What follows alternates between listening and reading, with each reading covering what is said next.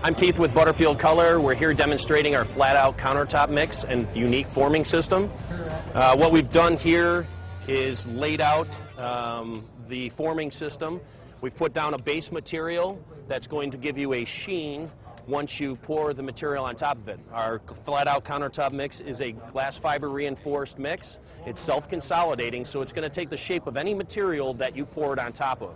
Whether it's melamine, whether it's a reflective mat like you see here, or if it's the base material such as you see here, it will take that form. And we'll show you some examples of that after we get done pouring.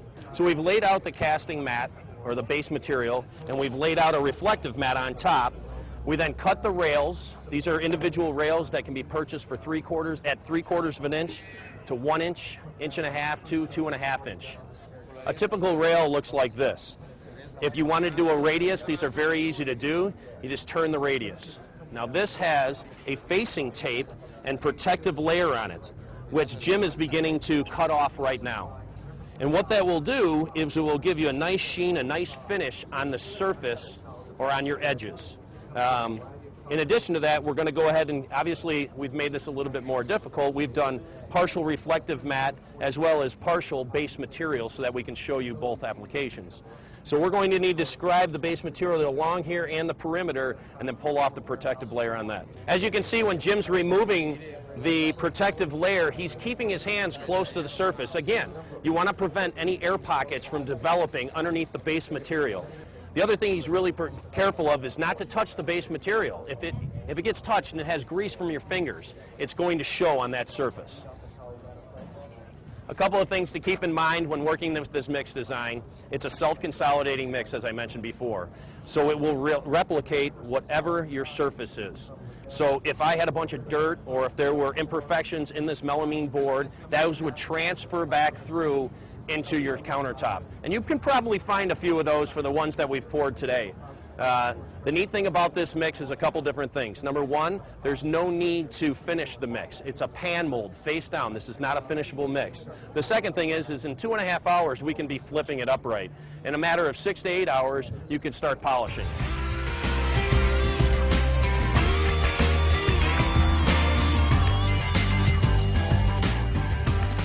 So basically when you're pouring, this is the consistency that you'll have. He's going to pour some in the middle, then we're going to stop. I'm just going to move the material around with my hands. We don't use a vibrator on it, again, because you may get some pockets that develop underneath and it can discolor it. So we're just going to move our fingers around on the inside here. Not overly aggressive. As you can see, we didn't pay a lot of attention to the leveling of the table when we moved the table, so that's something we probably should have done, but in this application, not too worried about it. It's going in Jim's house. Can we get a little more, Jesus? Thanks, buddy.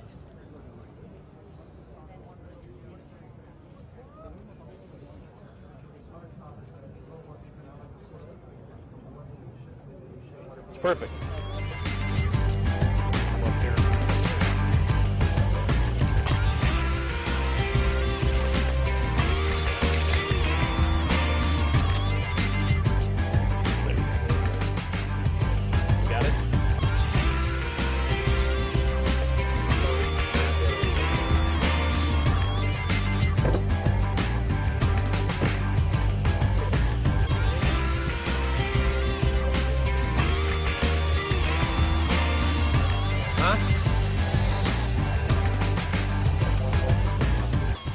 A little bug hole in the casting mat, but fine.